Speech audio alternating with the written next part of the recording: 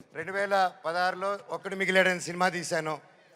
ఆ సినిమా తీసినప్పుడు వాయిస్ అదే నా లాస్ట్ సినిమా ఈ 9 years బ్యాక్. ఆ సినిమాలో వాయిస్ ఓవర్ ఇచ్చింది నారా రోహిత్ గారు. మళ్ళీ అప్పుడు ఆపాను, మళ్ళీ తిరిగి వస్తుంటే మళ్ళీ నా జీవితం నారా రోహిత్ గారితోనే మొదలైంది. ఇదంతా అంతే.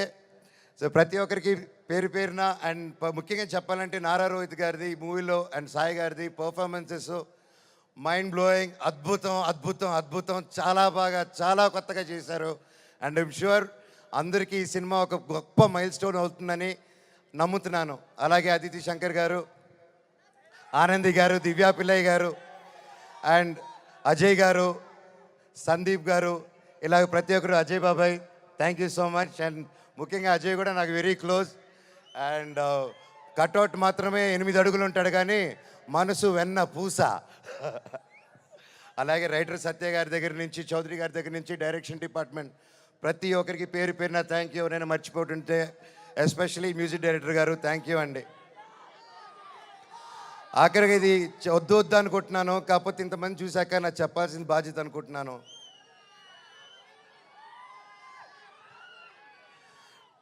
ఎన్నో ఈ మధ్యకాలంలో ఎన్నో జరిగాయి, ఎన్నో ఇబ్బందులు పడాను, ఎన్నో చూస్తున్నారు అందరూ.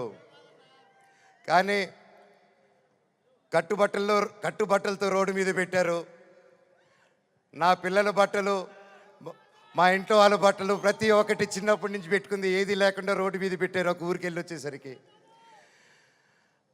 అండ్ బయటికి ఎక్కడికైనా వెళ్ళేదానికి కార్లు కూడా లేవు, కార్లు తీసుకెళ్ళిపోయారు. కానీ అన్న నాకేమైంది తెలుసా అన్న, శివుడు ఏ రూపంలో వచ్చాడు తెలుసా అన్న, ఫ్యాన్స్ రూపంలో వచ్చారన్న.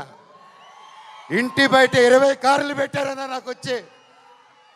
వాళ్ళే తీసుకొచ్చి ఒక్కరు వచ్చి అన్న మేమున్నాం మేమున్నాం మేమున్నాం అని నిలబడారు.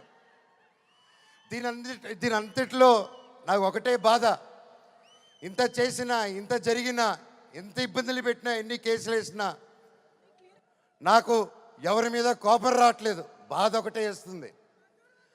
అది నా బలహీనతో, అది వాళ్ళ బలమో నాకు అర్థం కావట్లేదు.